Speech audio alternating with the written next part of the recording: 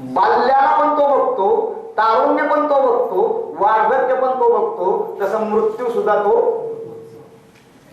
म्हणजे दृश्य बदलत जातं, पण दर्शन करण्याची जी शक्ती आपल्यात असते ती कशानेही बदलत.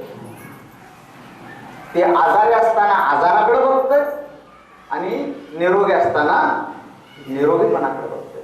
ती बघण्याची शक्ती सगळ्या अवस्थेत सारखी असते. तुम्ही जागे बघताय की नाही स्वतःला? बरोबर. म्हणजे जागेपणे बघणं आहे का? आहे. झोपेत बघणं आहे का? झोपेत तुम्ही स्वप्न बघता, बिना बघणाराच नसेल तर स्वप्न दिसल का? म्हणजे तो बघणारा स्वप्नात सुद्धा आहे, तो बघणारा गाढ झोपेत पण आहे. आपण सकाळी उठल्यावर म्हणतो काय गाढ झोप लागली होती, म्हणजे ती गाढ झोप बघणारा, त्याचा अनुभव घेणारा कुणीतरी जागा होताच की नाही. आणि समाधी त्यात सुद्धा बघणारा असतोच, त्यात सुद्धा बघणारा असतो. आता बघा, हे लक्षात आलं? तो बघणारा बाल्य पण बघतो, तारुण्य पण बघतो, वार्धक्य पण बघतो, जागेपणे पण बघतो, स्वप्नात पण बघतो, समाधीत पण बघतो. आता आपण त्या बघणाऱ्याकडे आपलं लक्ष आहे का बदलणाऱ्या दृश्याकडे आपलं लक्ष आहे? न बदलणाऱ्या दृश्याकडे आपलं लक्ष, दृष्ट्याकडे आपलं लक्ष आहे का? न बदलणाऱ्या दृष्ट्याकडे बघणं याचं नाव आहे ध्यान. कळलं का? आता महत्वाचं काय, बदलणार महत्वाचं आहे का न बदलणार महत्वाचं आहे? बरोबर आहे. आणि आपण महत्व कशाला देतोय? गरिबीला महत्व, श्रीमंतीला महत्व, आरोग्याला महत्व, ह्याला महत्व, त्याला महत्व. पण ह्या सगळ्यांकडे जो बघणार आहे त्याच्याकडेच आपण बघत नाही. जणू असं की आपण सगळं जग कशाने बघतो आणि डोळ्याला आपण बघतो का? तसं डोळ्याच्या मागे सुद्धा बघणारा एक आहे, त्याला आपण बघत नाही. त्याला बघण्याचं नाव आहे ध्यान. कळलं का? आता ते साक्षी ध्यान, साक्षी म्हणजे काय आहे? तुमच्या आतच असा एक द्रष्टा आहे की त्याच्या समोर सगळ्या क्रिया घडतात, त्याच्या पण तो कशातच सम्मिलित नाही. मग सुख झालं तर तो कशाकडे बघतो? दुःख झालं तर तो कशाकडे बघतो? आनंद झाला तर तो कशाकडे बघतो? अपमान झाला तर तो कशाकडे बघतो? हे बदलत जातं, पण हे कितीही बदललं तरी बघणारा मात्र स्थिरच राहतो. आता तुमच्या आयुष्यात अशी समजा अवस्था आली, अपमान करा, शिव्या द्या, हाना मारा, आपल्यावर काही फरकच पडत नाही. त्याला काय म्हणायचं? स्थितप्रज्ञता. जीवनातल्या कुठल्याही स्थितीचा आपल्यावर कुठलाही परिणाम न होणारी स्थिती म्हणजे. आता त्या स्थितप्रज्ञेत इतकं महत्वाचं काय आहे का? काहीच नाही. तुम्ही सम्राट झाला तरी काय उपयोग आहे तेव्हा? सम्राट अकबर केवढा मोठा सम्राट होता की नाही?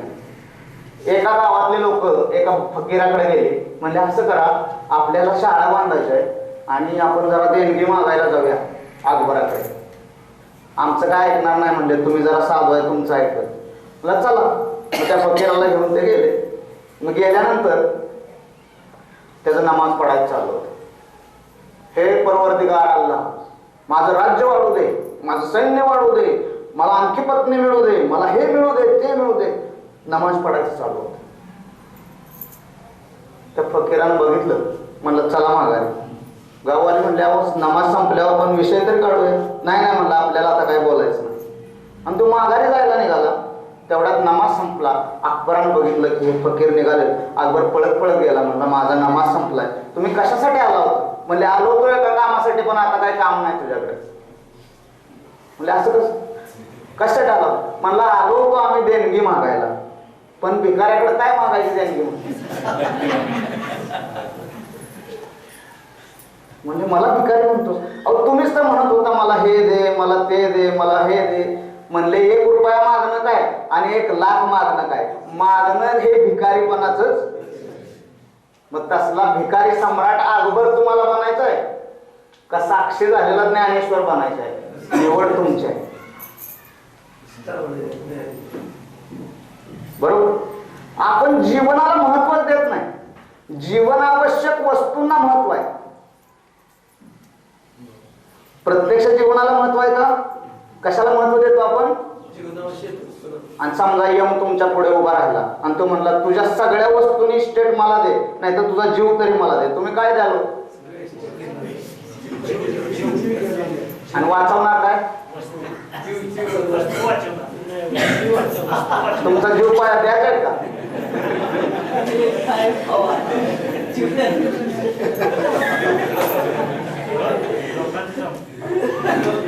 आपण काय करणार?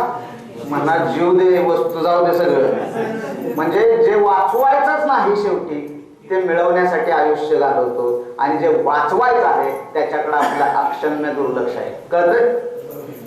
ते जीवन म्हणजे दुसरं तिसरं काय नसून तुमच्या आतला तो कोण आहे? द्रष्टा आहे.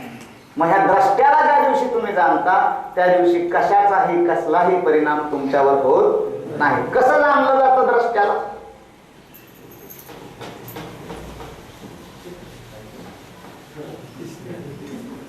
कळतंय का? कळत नसलं तर विचारा. मध्ये आधी कळलं नाही तर विचारायचं, बरं का बाबा, लाजायचं नाही.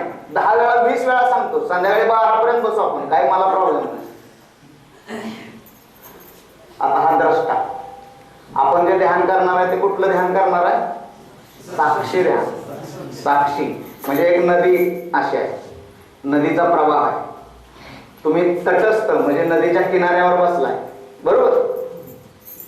त्या नदीतनं काय पण जातं, कुचके नारळ जातील, झाडाचा पाला जाईल, कुणी टाकलेली कॅरी बॅग जाईल, है ना, एखादं प्रेत जाईल, काय पण जाईल.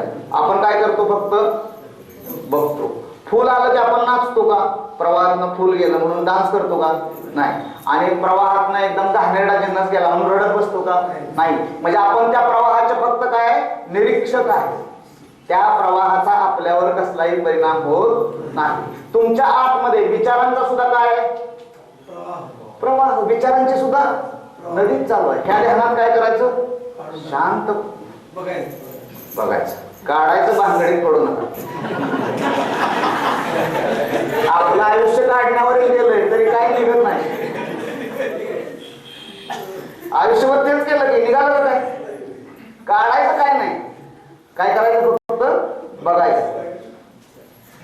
ऑब्झर्वर. बरोबर. हा विचारांचा प्रवाह चाललाय, आपण त्याचं काय करायचं? निरीक्षण करायचं.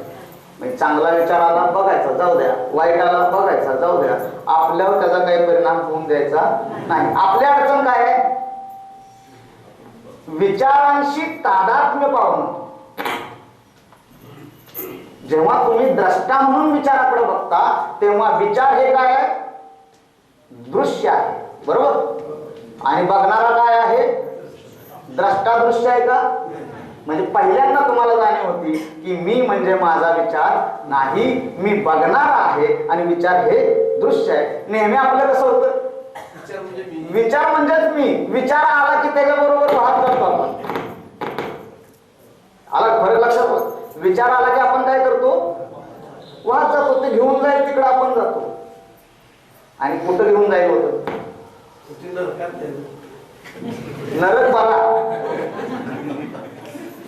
नरक काय? बरा. एक माणूस, 2 मित्र होते, एकाच वेळी मेले. दुर्दैवाने एकाच वेळी मेले. आणि दोघं तिकडं वर नेलं त्यांना. चित्रगुप्तानं म्हणला ह्यांची वही बघा, हिशोब करा आणि स्वर्गात पाठवायचं का नरकात पाठवायचं ते ठरवूया. मग एक जण म्हणला बघा माझी. त्याची वही बघितली आणि म्हणले तुझं लग्न झालंय का? तर म्हणला माझं लग्न झालंय. मग म्हणले ह्याला स्वर्गात पाठवा, हे ऑलरेडी नरकातनच आलंय.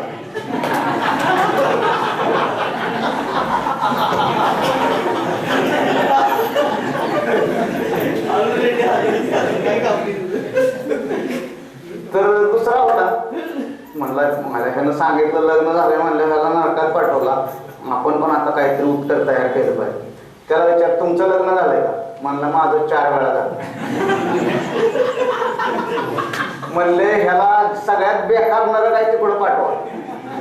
म्हणलं कसं काय? तर म्हणले की एकदा चूक माफ केली जाऊ शकते, पण वारंवार करणं त्याला गुन्हा म्हणतात, चूक नाही. तर नरक आहेच ऑलरेडी, त्या आणखी कुठल्या नरकात जायचं? आता जे जीवन आहे त्याच्या इतका बेकार नरक नाहीच आहे. लक्षात आलं? विचारांशी तादात्म्य पावतो आपण, विचारांशी एकरूप होतो आणि विचार घेऊन जाईल तिकडं जातो. साक्षी ध्यानात काय करायचं? बाजूला बसायचं. जसं चित्रपट बघताना त्या स्क्रीनवरची सगळी दृश्य आपण बघत जातो, तसं विचार मनाच्या पडद्यावर येत जाणारी विचारांची चित्र नुसती बघायची. नाही तर बायकांना चित्र बघताना सुद्धा रडायची सवय. विचाराचं तर ती सिरियल बघतानाच रडते, खोटच असते किंवा म्हणजे खोटं आहे माहित असून रडते, मग खरं असल्यावर काय होणार आहे? बरं इतकं खोटं प्रभावी झालंय की खऱ्याला सुद्धा महत्व राहिलं. म्हणजे एका सिरियल मध्ये एक सासू होती आणि तिला दवाखान्यात ऍडमिट केलं सिरियल मध्ये, आणि आमच्या शेजारच्या वहिनी 2 दिवस गावाकडे गेले. ती 2 दिवस त्यांचं बुडले का सिरियल. आल्या आमच्या घरी आले, अहो वहिनी त्या सासूला सोडलं का हॉस्पिटल मध्ये? म्हणलं ही घरात सासू आहे तिला जेवाय दे ना.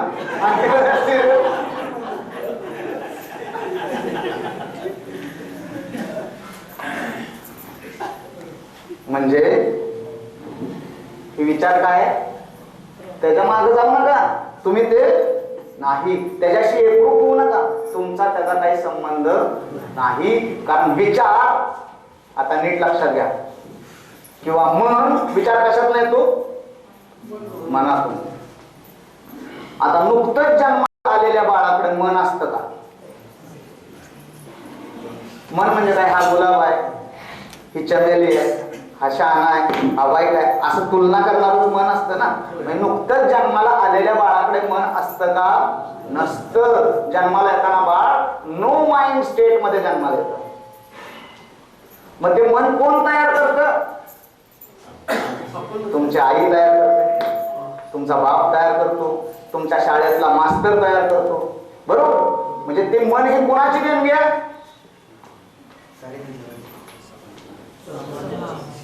ते तुमचं नाही. It is a social product. Mind is a social product. ती समाज निर्मित गोष्ट आहे आणि आपण ती कोणाची समजतो? घोटाळा की नाही? आपण शिंक आली की काय म्हणतो? सत्य म्हणतो की नाही? पाल चुकली की सत्य म्हणतो की नाही? मांजर आडवं गेलं की अपशकुन झाला म्हणतो की नाही? कुणाचा विचार आहे?